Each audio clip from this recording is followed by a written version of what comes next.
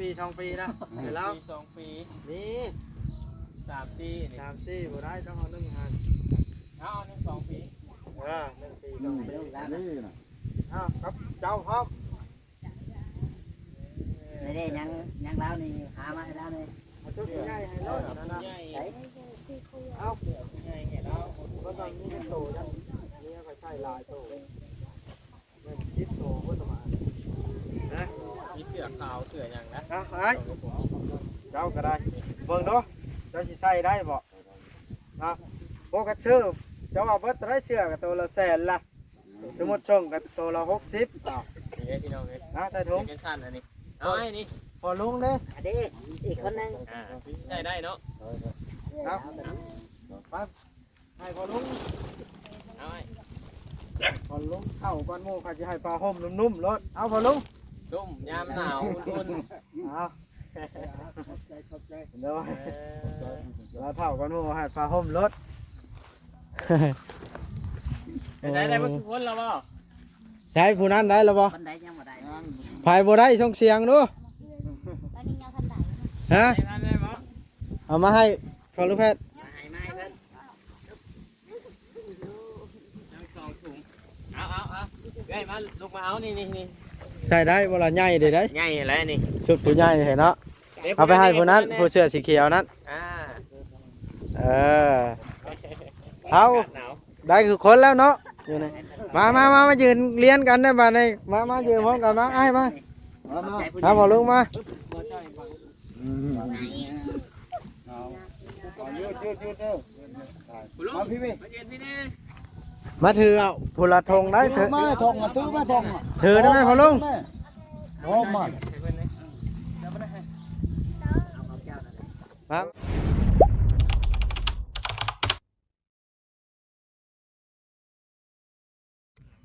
อ้าวพี่น้องเอ้ยเดูเปิดภาพขึ้นก็ได้มาหมู่บ้านคำตองหล่องพี่น้อยมื้อนี้กันเนาะมาแจกข้าวของพอดีว่ามาหาว่าง่ายๆซะหมู่บ้านที่ขาดเคินที่สุดจมเจี้ยบ่อนที่เฮือนน้อยลายที่สุดพี่น้องเอ้ยได้เฮือนก็สิอยู่ซ้ำนี้ละเจ้าของเฮือนเพิ่นก็ยังบ่เห็นซ้ำนี่พี่น้องเพราะว่าบ่อนเขาเคยมาพบพ่อตั้งแต่ปีก่อนๆเด้อันได้เฮือนแต่ละหลังอ๋อ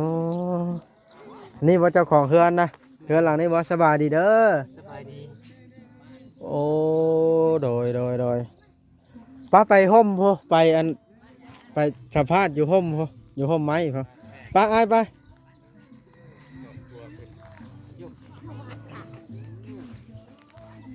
เป็น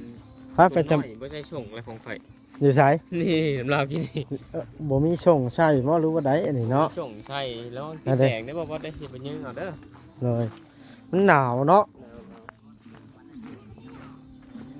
โอ้อันนี้คนอันจมเจี้ยแถวเฮือนใกล้บ่นี่ใช้ลูกเจ้าน่ะเอ้ยแล้วคนใดนะ2 คนนี้ โดย แล้วก็3ผู้นี้ โดย เป็นหยังหลังคอเพิ่นน่ะ เพิ่นบ่แข็งแรงเพิ่นบ่สมบูรณ์ เอา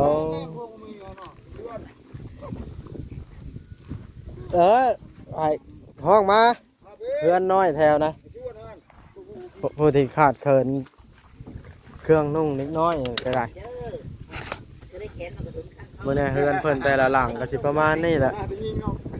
ได้บ่ โอ้ให้ชื่อได้เจ้าไอ้ สมปอง สมปองมาปีชื่อนั่นคอยคือบ่เห็นเฮือนหลังนี่มาได้ใช้ ยายมาติดถึงพูดพูดหลังงอต่อหลังงอนี่เสีย เฮือนหลังนั้นนี่ไปใช้คนนะหลังน้อยอันนั้นก็บ่เห็น เจอกันนั่นแหละ โอ้นี่แหละพี่น้องเขตที่หมู่บ้านเฮือนน้อยที่สุด ยายเพิ่นจะ ตั้งสูงแทบพอลูกแพะโหดอีหลี ฮะสิตั้งให้ดิ ช่วยเขาหน่อย อยู่ใช้แหละ ดีแล้วก็ตั้งอยู่พี่แหละ ลูกเพิ่นบ่ได้ใช้ส่งแล้วบ่มีส่งใส่ เราบ่มีส่งใส่ ลูกแล้วบ่มีส่งใส่ตายบัดนี้ มาเมื่อกี้มา นี่แหละพี่น้องเอ้ยเอามามานี่กะ ดูดิเสียช่องมันเท่านี้ เบิ่ง เอาส่งให้ลูกแล้วนี่ใช่เลยน้องไม่ส่งใส่อันนั้นได้ถ่ายบ่ได้ และ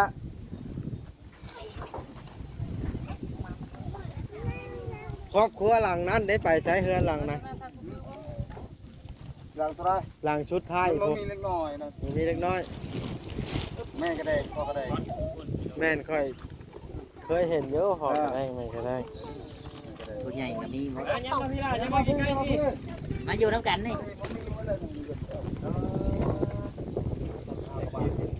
ล้มเด้เนาะ ลมหนาวครับ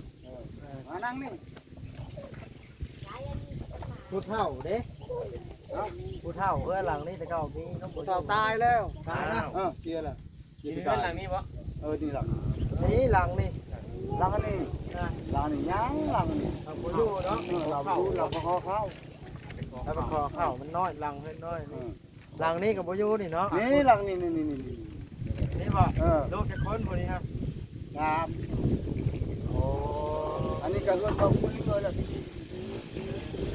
มาช่วยนี่ ทีมงานบ่แสนเข้ามานี่ ไปที่เขาเขาบอก เรียนทางกันทาง นั่นแล้วนี่เขาแล้ว ไปกันนะยันมา มาเด้อ ไป เราจะเลื่อนค่อยแล้ว นะเฮ็ดใจเจ้า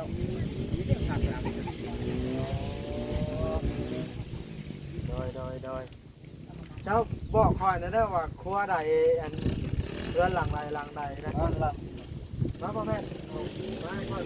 เอาเรื่องมาแจกกัน แต่ว่าเครื่องผู้ได้ของเจ้าน่ะ มันก็เรื่องเลย เอาบ่จ้อยเป็นมือกล้องให้เลยได้ครับ เป็นมือกล้อง โอ้ ผมว่าจะเป็นสัญญาชีพ คอยสิแจ้งให้ครัวนี่ก่อนนี่ให้ใช้ย่างมาดู ยังมา เบิดทุกคนเด้อ นั่นนู่นที่พวกนี้เยอะ เอาครัวนี่ทุกข์ยากให้ทุกคนก่อนลูกไหม ดูนะไป เพิ่งด้วยวางไฟแน่ ยึดตรงนี้ไอ้เนี่ย ไว้ก่อน ดูใหญ่บ่ฮะวางเชิงนี้ก็ เอาได้น้อยก่อน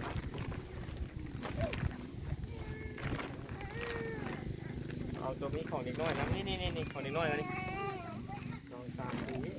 2-3 ปีนี่แหละนี่2-3 ปี มาบ่จ้อยสิกล้องไว้นะ มาตั้งเครื่องนี่ก็ได้นี่ ไปสิถ่ายบ้างเลยบ่แน่มันมีแต่ชุดผู้ใหญ่หลายของคอยนะชุดเด็กน้อยก็มี มันมีทั้งผู้ใหญ่ของเด็กน้อยเด้ ทั้งสอง มาบริจัดแจงเลย โอ้ให้ได้จั ก็ ง เลยเป็นถุงผู้เจ้า เอาบ่จ้อยถือบ่นะ ใส่ได้ แต่คนก็พอ ต้องใหญ่น้ำคนดิ คน เอาลงมาคอยสิได้เอาเครื่องให้นี่ ใช่ คอยสิเบิ่งว่าประมาณเท่าไหร่ใส่ได้คอยจะให้นี่ นี่2-3 ปี เอาละแม่เอาละแม่เอาละแม่เอาละ 3-4 ปีไม่ใช่ลูกเรา เนาะ เอาคนนี้ดึง งานกิน คนละนี่ ครัวละถุง ตัวละถุงกับเสื้อ นี่เด็ก ผู้กกอันนี้เนาะ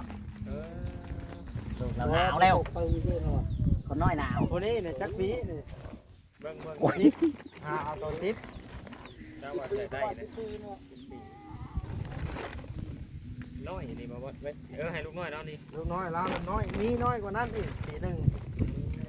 1 ปี เอ เขา อนี่เออ ถ้าให้ผู้น้อยแห้งนี่เดี๋ยวพาไปได้ จะต่อไปได้เบิ่งก้อนเข้ามานั่นก่อน ใช้ผู้น้อยกว่านี้นะ หมดแล้ว ลูกเจ้ามีถามคนปะ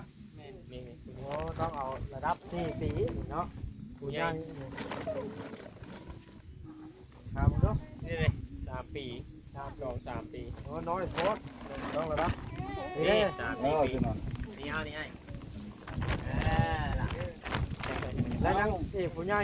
10 ปี ไอ้คนน้อยๆคนยังเข้ามาล่ะเข้ามาทั้งนั้น เอาไม่ทำนี่ มาเอากูคนรถ มาเอา เอากลับไปกินเลยเอาเลยเอาเลยป้านี่นะ พ่อแม่ได้กัน พ่อแม่ก็ได้คือจ๋า เอามาได้ไหม ใจ พ่อแม่ เย็นใจ นะ เย็นมาจอยเอามีผ้าห่มพอมอบ่ ข้าโฮมมาถึงว่าทำมาผู้เฒ่าอยู่นะ ขนมก็ได้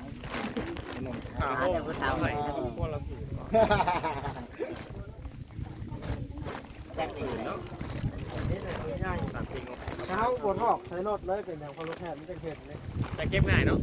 ก็ทำได้เลย เข้าก็ได้ดิ มาให้นี่เด็กผู้น้อยนี่มานี่ เอาไหม 3 ปีมา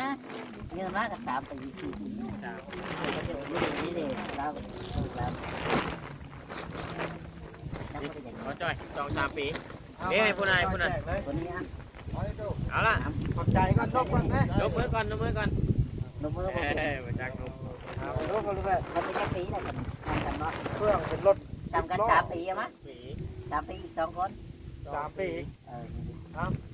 3 ปีนี่ผู้น้อย2 คนนี่ครับเออ ไอ้ก็ล้าน นี่ผู้นั้นพร้อมเลยครับอ่า ได้แล้วผม10 ปีผู้ใหญ่ลูก ยังแล้ว เขาเพื่อเด้อได้จะขึ้นก่อน แล้วก็มือเด้อได้แล้วก็มือ ได้10 ปีนะ นี่แล้วได้อยู่เอ้าให้เพิ่น เอานะ มาจอยรบกวนไปตั้งกล้องไว้พุ่นเลยมวยมาทางนี้เด้อเบิ่ง ได้แล้วอย่าพาเมื่อเด้อสิถ่ายรูปก่อนเด้อ มีมาจอยตั้งทางนี้หันมานี่เห็นเบิดบ่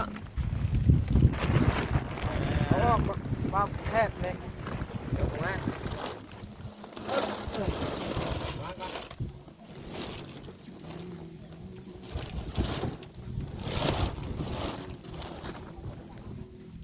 เรา3 ปีเอ้า เราจะปีผันได้ยังไงวะ ได้บ่ละวันนี้ฮะปูนะ มา มาพุ่นนั่นว่า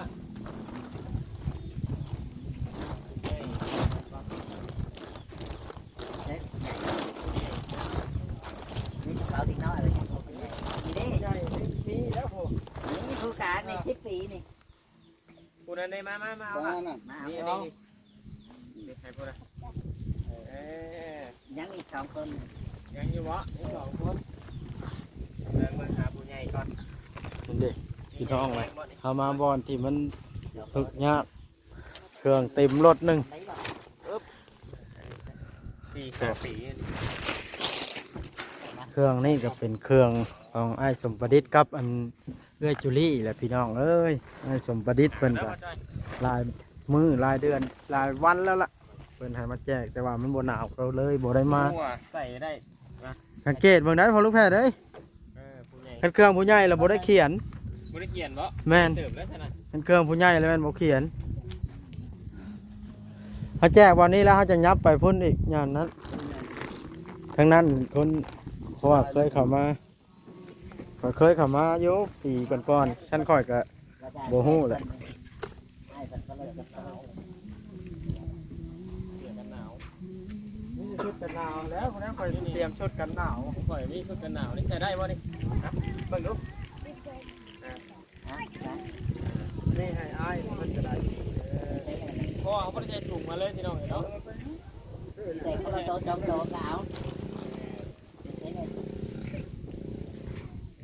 ให้เพิ่นเลย ใส่ได้อยู่ประตูนี่ลองมองดู เอาไอ้ ได้บ่ ชุดกันหนาว มีอะไรได้ เมียเราได้หรอบ่ ยังแล้วคนเดียวทางนั้นก็ยัง ครับนี่พี่น้องเลยนี่นายล่ะน้อยนี่มาเบิ่งอยู่นี่ฮะชุดนี้คือสิพอดีเจ้า เราได้แล้วนะมา บ่นี่มีอะไร เมียเราบ่ ใน2 คน ผู้นั้นไม่ใช่ได้แล้ว ยัง ผู้น้อย ไก่แท้ยังมา มาแม่ ผู้น้อยได้แล้ว ผู้น้อยครับเจ้าเองนะ ยังเอามาผู้น้อยนะ ประมาณผู้1 ปี 2 ปีนะเดี๋ยวเรา ปี2 ปี นี่ 3 ปีนี่ 3 4ผู้ได้ต้องเอา1หัน เอา1 2 ปี 1 ปี ลู 2 ก ปี แล้ว นี่นะ อ้าวครับเจ้าพร้อม นี่ยังแล้วนี่หามาให้แล้วนี่ เอาชุดใหญ่ให้รถนะนะ ใหญ่ ไอ้ เอา ใหญ่เห็นแล้ว ก็ต้องมีโตจังนี่ก็ใช่ลายโตไม่คิดโตพุ่นมานะ มีเสื้อขาวเสื้อหยังนะ เอาไอ้เจ้าก็ได้เบิ่งดูเจ้าสิใส่ได้บ่นะโอ้กระชื่อเจ้าเอาเบิดได้เสื้อกับตัวละ100,000ล่ะสมมุติส่งกับตัวละ60อ้าว นี่พี่น้องเลย นะใส่ถุง เซ็นชั่นอันนี้เอาไอ้นี่ พอลุงเด้ อันนี้อีกคนนึง ใส่ได้เนาะ ครับไปให้พอลุง เอาไอ้ พอลุงเข้าก้อนหมูเขาจะให้ปลาห่มนุ่มๆรถเอาพอลุง ตุ้มยามหนาวอุ่น เอา เนาะแล้วเท่ากันว่าให้ผ้าห่มรถ ได้เบิ่งทุกคนแล้วบ่ ใช้ผู้นั้นได้แล้วบ่ คนใดยังบ่ได้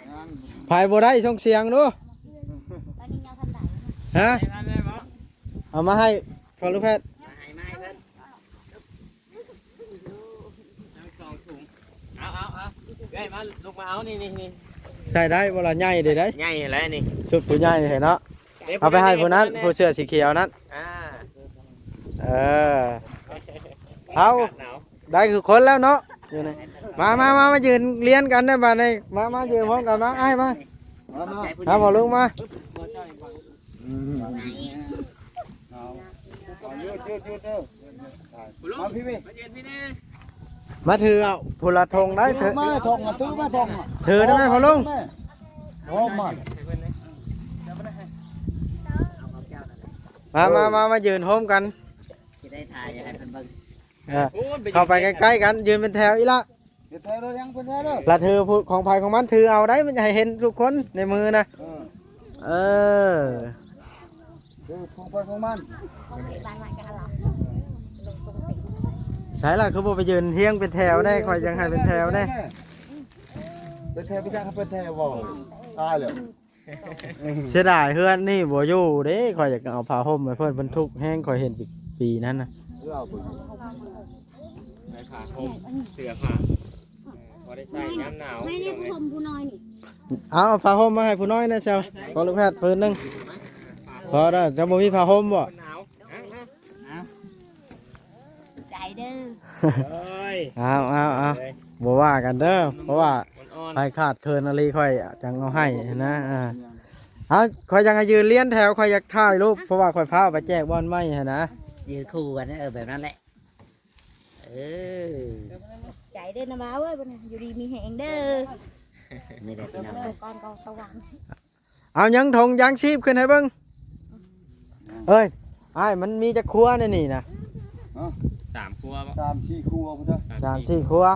4บ่ 4 มั่นใจบ่ว่า4ครัวทงยังชีพมาให้บุรทงบ่ลูกแพทย์ 4ครัว กัน4ครัวแล้วเป็น4ทงเพราะว่าสิให้ครัวละทง ครัว 4 5 5ครัว 5แล้วต้อง5ทง พอได้เป็นครอบครัวเท่าไหร่อ่ะ เอาหัวหน้าครอบครัวมาเอาเด้อเออ เจ้าจำนึงเพราะว่าเรากับมึงนี่เจ้า มีแล้วก็มีเป็นนัวปลากระป๋อง ครบแล้วเอา ครบ 5ครอบครัวต้องเอา5ถุง อีกถุงนึง เพชรเนาะ ยังอีกถุงนึง เอามียาพาราพร้อมยามเป็นไข้เป็นหนาวปวดโตปวดตดปวดโต แน่น ยา โอ พารา เค ให้เพิ่นขอบ ได้ ใจ ครบว่า ฮะ สิ พ่อแม่เขาบ่ได้มานี่ ยังบ่ ใส่ยังอีกบ่ ได้จังทงแล้วกี่นี่ อันเด้อ 1 2 3 4 5 3 อันนี้ก็สบายเฮานั่งครัวแล้วเขาบ่ได้มาแม่ ไอ้ อันนี้ แต่ใส่เอา เอ้ย เมื่อผักกัน ไอ้ พ่อแม่เด้อพ่อแม่บ่ได้มาก็ได้ บ่เว้าบ่ฮู้เด้พอแล้วหมดแล้ว โอเคโอเค เพราะว่าสิให้ครัวละทงยังชีพเป็นมันมีเป็งนัวมีหมักพริกเด้นี่มียาปลาร้า พ่อแม่บ่ได้มาบ่ ได้แล้วชุดหมอนะ ได้เสื้อ ได้แล้วชุดกันหนาวนะพี่ ให้เพิ่นเอามือต้อนเอามือต้อนพ่อแม่เด้อ เอาทำเอาขอบใจเด้อ หนูมือเอาดูบ่ล่ะ ต้องสอนแล้วเราคอย อ่า เจ้าบ่ได้ไปโรงเรียนยังไปตักแถวนี้เนาะนี่โรงเรียนไปบ่ได้ไปโรงเรียนอยู่บ่ไก่เนาะโรงเรียนอยู่พุ่น นี่ เนาะ ละคุณใหญ่ใจดีเพิ่นก็คือสิเบิ่งเห็นแล้วเนาะอืมเป็นเครื่องของอ้ายชมประดิษฐ์กับเอื้อยจุลี่เป็นหมักพริกเสื้อผ้าของข่อยออกมานะมีแต่ว่าอยากให้ท่านเจ้าให้พรขอบบุญขอบคุณเพิ่นแน่ ขอบใจ ดูได้ เพิ่นเลย ขอบใจเพิ่น ใจเด้อนะมา เอาเว้าพร้อมๆกันดังๆเลยเด้อ ทุกคนนั่นแหละผู้ช่วยเหลือก็ได้ ให้แล้ว โดยจังใดก็ขอให้อยู่ดีมีแฮงเด้อแต่ก่อนสิ ต่อไป เพราะว่าแต่ก่อนสิพาไปแจ้งทั้งอีกหลายครอบครัวนะ เรียนอีกครอบครัวนึงอยู่หั่นแม่นบ่ Ừ. คือว่าลำบากพอสมควรเด้ ลำบากอยู่ โดยเอาโอเค ดีไปแห้งไป จ้าเอามานี่แล้ว โอ้ยมันนี่ ขอบ แห้ง ใจ เลย หลาย โดยเอาพี่น้องเลย ได้แล้วเนาะได้ผ้าห่มหัวตู้ก็ได้เจ้าได้ผ้าห่มแล้วเนาะลูกน้อยอยู่เฮือนน้อยอันนั้นก็เฮือนน้อยนี่นะมีแต่เฮือนน้อยๆพี่น้องก็ย่างมาเอานี่เพราะว่า ในเฮือนหัน อยากช่วยให้ช่วยเหลือเฮือนพร้อมบ้านนะไปเบิ่งก่อนว่า เฮือนก็ มี ตกขนาดก็มีมองอยู่ ละเพราะว่าเฮาเอิ้นมาแต่1 2 3 4อาจจะเฮาเข้าบ่อน ภาษาลาวอยู่ ที่มันกันดานนะพี่น้องที่ขาดเคินเนาะ ขออนุญาตเบิ่งเพื่อนเพิ่นก่อนจักหน่อย เอ้า ขออนุญาตเบิ่งเพื่อนหน่อยเด้อ เฮือนชัน กินกุ้ง โอ้ข้าวน้ำนี่เอามาได้ใช้มากินนี่ เขาให้3โซ่เขาให้3ชอบแต่เก้าค่อยบ่เคยเห็นก็สิว่านี่มาเฮือนแม่กระแดงกับบ่อยู่บ่ทุกข์ยากแท้ได้เฮือนหลังนั้นก็ได้ เราไปอยู่ เพิ่นบ่อยู่หลังนี้ก็ทุกข์หลังนี้ก็ทุกข์นี่เพราะว่าข้อยเคยเข้ามาเห็นเด้ เห็นได้ลูกชายแล้วมา ฮะ ได้ลูกชายแล้วพุ่น ลูกชายแม่กระแดงนะบ่ อ๋อลูกอันนี้นี่เฮือนหลังนี่ บ่คันบ่อนพังแล้วเฮาก็บ่อยากเอาไม่ใช่เฮือนแม่กระแดงน่ะเขาจะแจกอยู่เพราะว่าเพิ่นทุกข์อีหลี คุณยาย แม่ก็แรงเนาะ อืม ตัวเฮ็ดเต่าท่านแถวนี้เนาะ โต ตก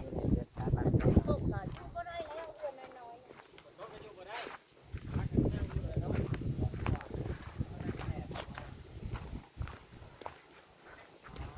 นี่แหละพี่น้องเลย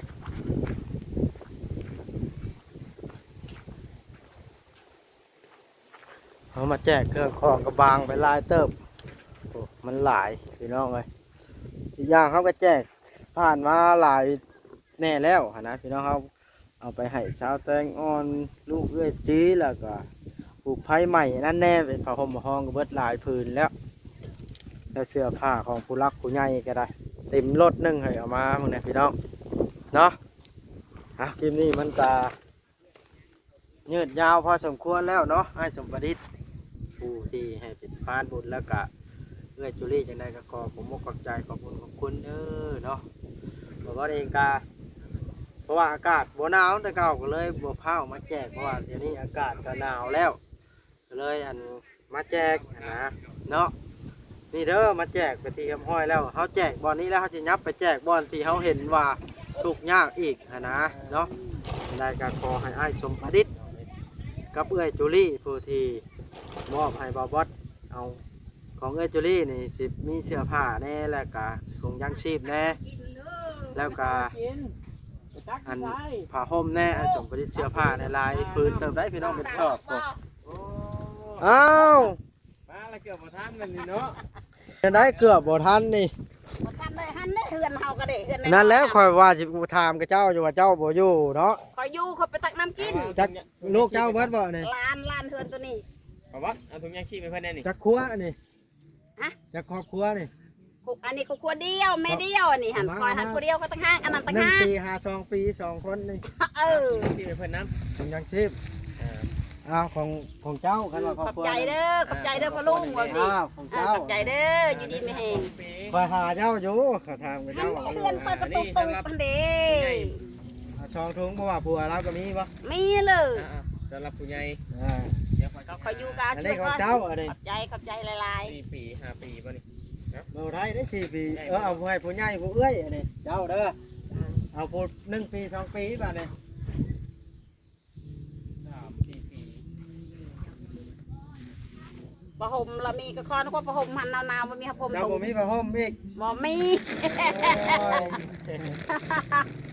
เขาประหมมันเราบ่มีประหมตุ่มเลย อ้าวสนับ ขอบใจขอบใจ ให้ชมประดิษฐ์เด้อชมมันอยู่อเมริกาเพื่อละ เนาะพี่น้องเอ้ยพอดีละห่มน้ำกัน ใช้ช่องน้อยนี่ยังบ่ได้ได้หาได้ไหม ยังบ่ สุดนะ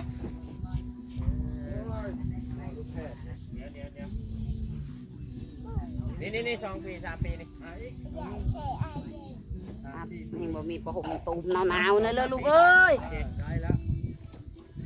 ชุดกันหนาว ผ้าห่มงาม ไอ้ละของเจ้าอันนี้โอ้เจ้าใหญ่กว่า ใจเด้อเจ้าหน่อยเขามือเขาก็อันนั้นกัน ลากขอบใจเด้อแม่ ขอบใจแม่ขอบใจเด้อพ่อลุง เออ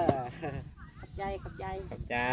เนาะอยู่ดี ย่า มี เอา แฮ ปลาง กระป๋องมีเป็นนัวมีปลากระป๋องมีเจ้าเมื่อเฮ็ดจุน้องกินเด้อ มักเฮ็ด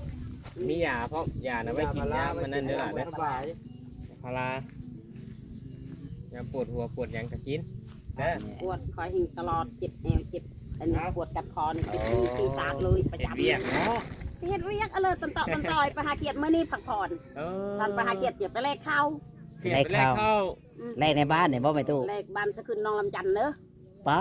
โท จานพุ่นนะผู้ เจ้าบ่ได้มีรถมีล่างก็ขี่รถเข้าอีกก็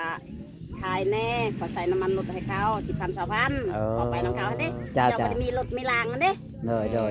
เออ ไปบ้านนี่เดี๋ยวเฮาสิไปแล้ว ขอบใจขอบใจ โอเคโอเคอยู่ดีมีแห้งเด้อ อยู่ดีมาแห่งคือกันเด้อ ได้ได้ ขอบใจหลาย ไอ้ล่ะเมื่อ ๆไปโอ้ดวงกระบวนโอ้ด้วยเขาก็แท้อีกด้วย นี่ละพี่น้องเลยเฮาก็มาแจกบอลที่ทุกข์ยากบอลที่ขาดเคินอีหลีเฮาจังเอามาให้เด้อพี่น้องก็ยังหลายอยู่พี่น้องเอ้ยแจกจังไดก็ขอให้อ้ายสมประดิษฐ์กับเอื้อยจุลี่อยู่ดีมีแฮงมาแจกมาตั้งแต่ผู้ลายมือพวกพี่น้องเอ้ยลายมือเติบละเขาแจกข่าวมาเรื่อยๆเพราะว่าขายทุกอย่างเขาเราเอาไปให้นะเอาสุดเมียเขาละขายเลยเมียเขาเขียนไว้แต่ละสุดเอาโอเคอย่างไรก็ขอบุญขอบคุณผู้รักผู้ใหญ่เพื่อนที่สนับสนุนในหน้าที่การงานเด้ออันนี้ก็ได้เห็นเด้แต่เฮือนแต่ละหลังมีแต่ตูบมันบทางการเฮือนออกไปน้องลามเข้าไปพุ่นแม่นมันตูบหลังน้อยๆนั่นก็แม่นก็น้องที่ไปสัมภาษณ์เป็นครอบครัวผัดย่านเพิ่นน้อยใจกันช่อยครอบครัวหนึ่งเฮ็ดเฮือนให้ผัดเพราะว่ามันน้อยคู่หลังเด้ก็เลยแจกแบบนี้เอาสบายใจกว่าเนาะ แม่น พอลูกแพทย์ หน่อย เพราะว่าคันที่เฮ็ดให้ผู้หนึงบัดผู้หนึงจะน้อยใจคันไปว่ามาซอยเรื่องกินเรื่องอยู่นี่ใครอยู่เพราะว่าเพิ่นก็ได้ขอเข้าคู่หลังคาได้แถวนี่เนาะบ่าวจอยบ่าวจอยขึ้นไปเก็บอันนี้ใส่ธงนะกว่า บ่ยาเราบอกว่าปิดขึ้น มันใกล้อยู่บ่ ใกล้ๆนี่ โยยันขี้ฝุ่นถึกผ้าห่มมาแล้ว ขับน้องนี่นะใกล้ๆนี่ ไปจ้ะไปย้ำไปอีกจักหน่อยเนาะ ปิดไข่เออ โอเคเขาจะได้จบคลิปแล้วได้อจ้ะ จบละ ขอบคุณเด้อบ้านไหน บ่